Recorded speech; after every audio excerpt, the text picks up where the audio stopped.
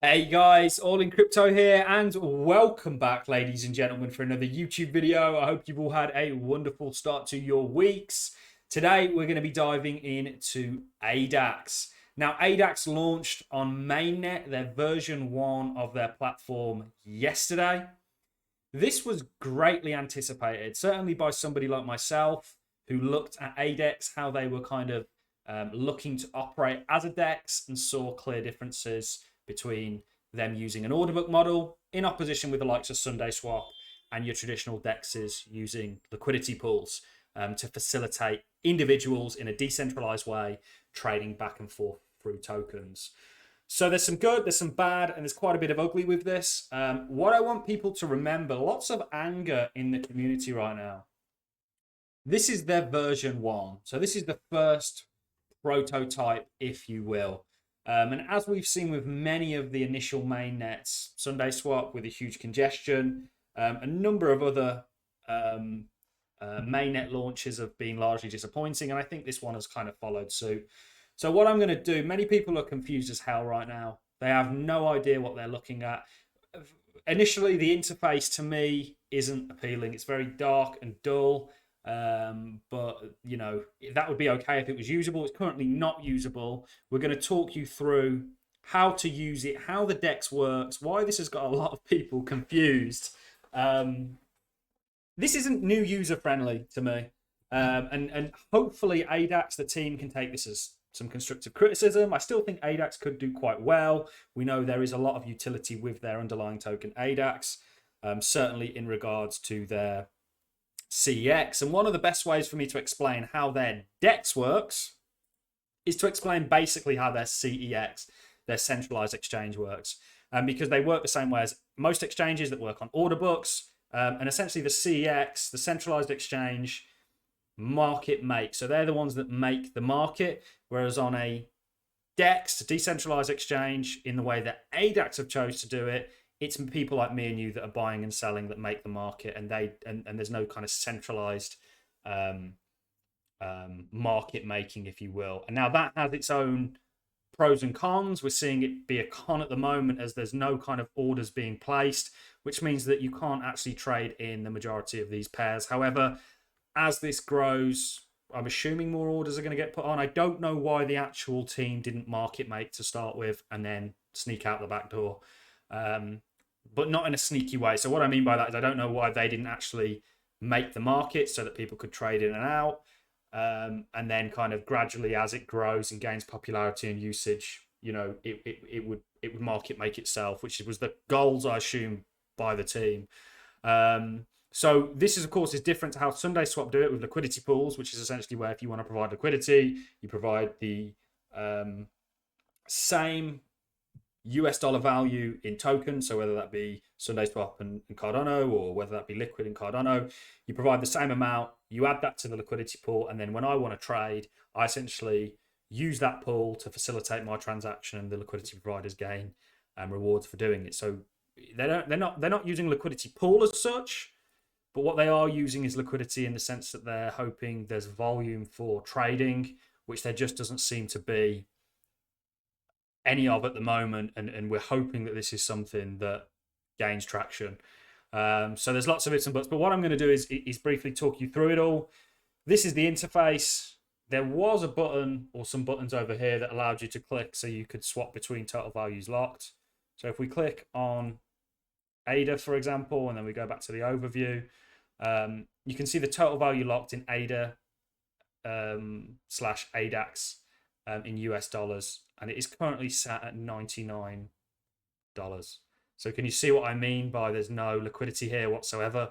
So it makes it unusable. People are also asking for stupid prices for their ADAX and stuff like that because they're trying to take advantage of people that don't know what they're doing, which is really alarming. One reason I felt it was important to make this, there's always bad actors, and that is, of course, one of the issues with it being a DEX is people can put orders at whatever they want.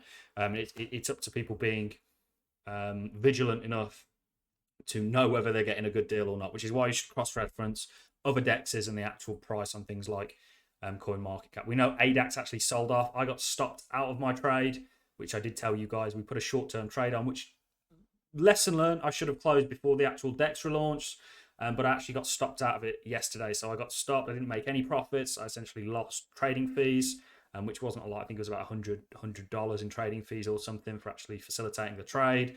But that is why we put stop losses on there, because these things are very volatile, certainly in your speculative altcoins. I still hold a long-term bag, and depending on how this progresses over the next couple of weeks is going to depend on whether I actually hold on to that bag or not, because there are plenty of really interesting projects out there that my capital may be better put to use elsewhere. But it depends on ADAX, how they act. I've been a little bit disappointed with the fact that they haven't been vocal. They haven't came out and given a live demonstration of how you use it. Some of the issues. There's not been a lot from the team. And with a lot of the other DEXs on the Cardano space, and I've used DEXs across the board.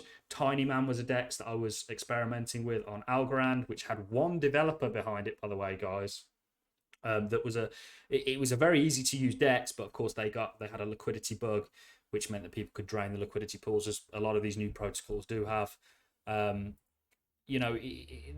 a lot of, anyway, we'll get into it. I'm rambling on now, guys. So you can see, you'll come over to the interface. Essentially, this will confuse the hell of you. It's very dull, but here you have your tokens, and you have the total value locked in ADA, which is the pair that most of these tokens will be against. So it'll be World Mobile ADA, and you can buy or sell based on what's on the order books. You can see the total value currently in ADA, and this, of course, is against ADAX, is or was back there 52,000 ADA total value lock. So if we go to trade, this is how it works.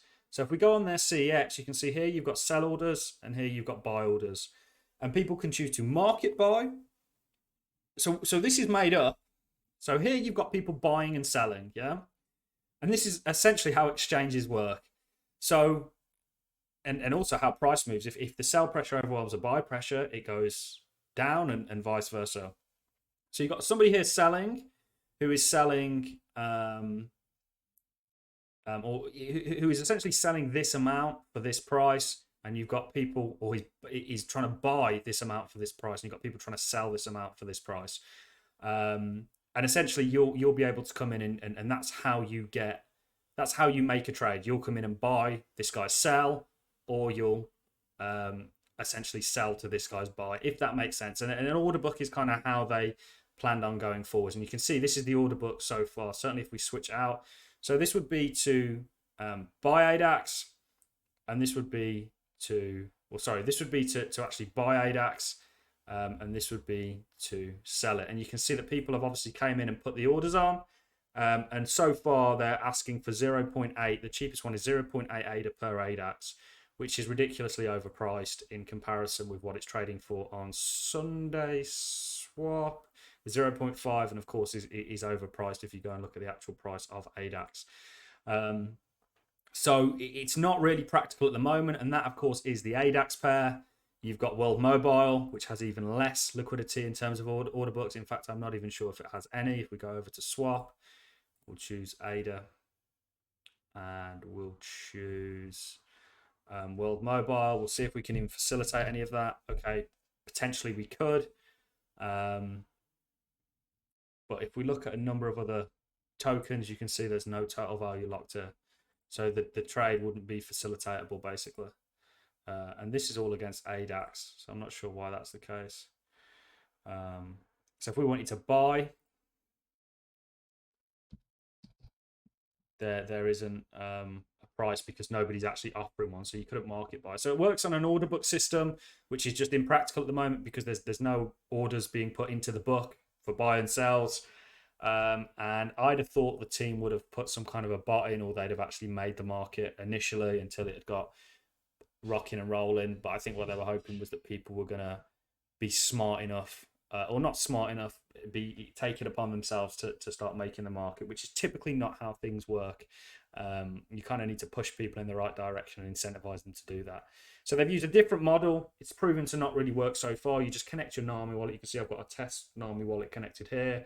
They did say you could either use the Juro wallet or the CC Vault. They're coming soon. It's not yet in usage. Remember, this is still extremely early days, ladies and gentlemen. And of course, for the majority, there's no pairs being made.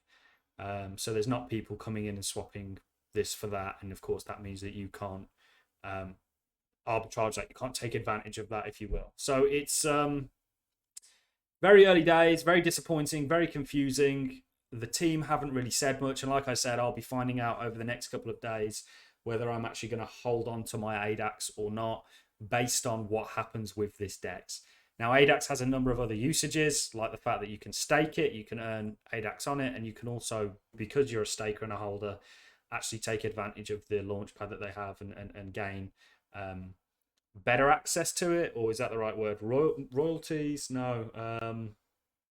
There's features to you having ADAX that allow you to, you'll get better deals, for example, on some of the launchpad things. So I'm kind of confused. I'm kind of lost for words.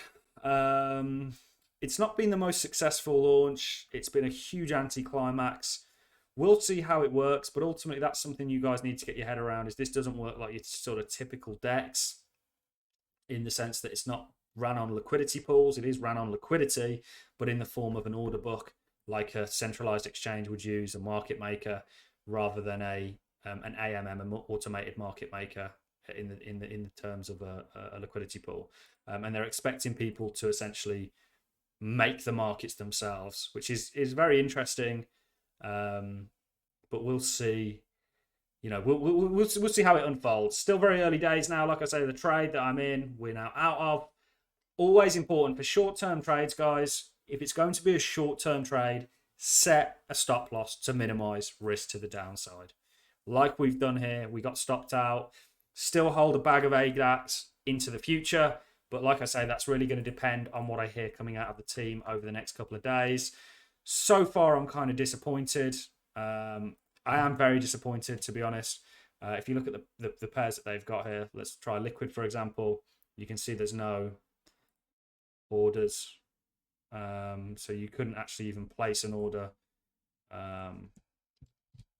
so far, because there's nobody who's willing to sell Liquid. So yeah, that's really all I have for you in this video, guys. Just a short and sweet one. We'll keep you up to date on this. It's great that there's another DEX launched on Cardano, but the team need to come out and be vocal at this point, because there's a lot of questions that need answering, and quite a few red flags, to be honest. But when I say red flags, I mean that they may not be red flags. They may just be unanswered questions that are yet to be answered, and there'll be a full explanation for why things are have been done in the way that they have.